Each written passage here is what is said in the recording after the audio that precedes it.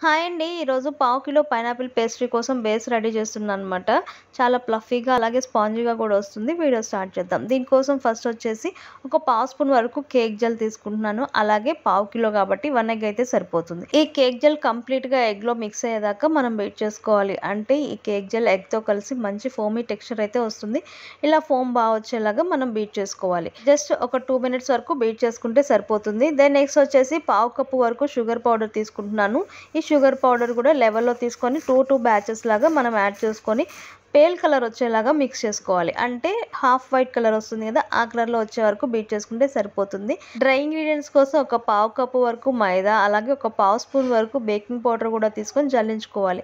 ఇలా జల్లించుకున్న పౌడర్ మొత్తాన్ని 2 బ్యాచెస్ లాగా నేను ముందుగా రెడీ చేసి పెట్టుకున్న ఎగ్ మిక్చర్‌లో వేసి ఫ్రీ హ్యాండ్‌తో మిక్స్ చేసుకుంటున్నాను.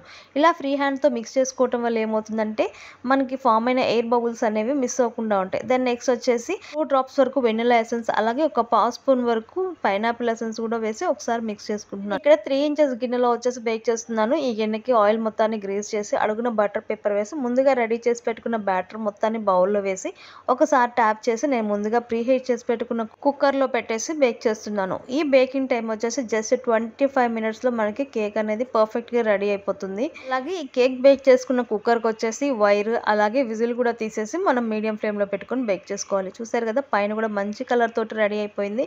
ఇలా వచ్చిన కేక్ను వచ్చేసి పూర్తిగా చల్లారిన తర్వాత డిమోల్డ్ చేసుకోవాలి.